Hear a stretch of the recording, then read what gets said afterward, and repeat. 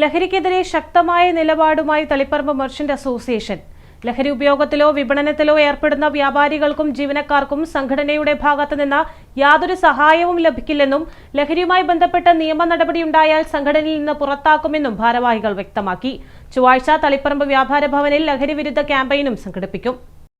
ലഹരി മാഫിയ സംഘങ്ങളുടെ സ്വാധീനത്തിൽപ്പെടുന്നത് തടയുകയും ലഹരിയുമായി ബന്ധപ്പെട്ട പുതിയ നിയമങ്ങളും നടപടികളും വ്യാപാരികളിലേക്ക് എത്തിക്കുകയും എന്ന ലക്ഷ്യത്തോടുകൂടിയാണ് തളിപ്പറമ്പ് മർച്ചന്റ് അസോസിയേഷന്റെ നേതൃത്വത്തിൽ ചൊവ്വാഴ്ച വൈകിട്ട് 4 മണിക്ക് ലഹരി വിരുദ്ധ ക്യാമ്പയിൻ സംഘടിപ്പിക്കുന്നത്.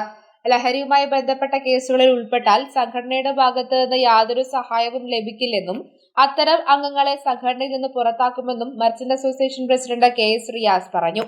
വ്യാപാര സ്ഥാപനങ്ങളിലെ ജീവനക്കാർ ലഹരി ഉപയോഗിക്കുകയോ ലഹരി വിപണനത്തിൽ ഏർപ്പെടുകയോ ചെയ്യുന്നുവെന്ന് തെളിഞ്ഞാൽ യാതൊരു ആനുകൂല്യവും നൽകാതെ ജോലിയിൽ നിന്ന് പിരിച്ചുവിടണമെന്ന തീരുമാനവും അസോസിയേഷൻ കൈക്കൊണ്ടിട്ടുണ്ട്.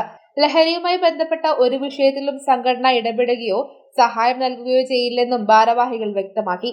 മെഡിക്കൽ കോളേജുകളിൽ പ്രവർത്തിക്കുന്ന അതുപോലെ കോടതികളിൽ പ്രവർത്തിക്കുന്ന പ്രൊഫഷണൽ ആയിട്ടുള്ള ആളുകൾ പോലും ഇതിനെ അടിമയായിക്കൊണ്ടും ഇതിന്റെ വിൽപ്പന ചരക്കാക്കുന്ന മെഡിക്കൽ കോളേജിൽ പഠിക്കുന്ന കുട്ടികളടക്കമുള്ള ആളുകൾ, കാരണം ബുദ്ധിയുള്ള കഴിവുള്ള ആളുകളാണ് ഇതിൽ അകപ്പെടുന്നത്.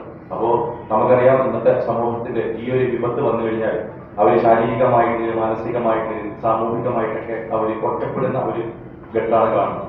എന്നാൽ അത് ശക്തിപ്പെടുത്തുന്നതിന് വേണ്ടി, അത് ഇല്ലാതാക്കുന്നതിന് വേണ്ടി വ്യാപാരികളെ സംബന്ധിച്ചിടത്തോളം ഈ വിഷയങ്ങളുമായി ബന്ധപ്പെട്ട് ഒരു ഇടപെടലുകൾ ഉണ്ടാവാൻ പാടില്ല.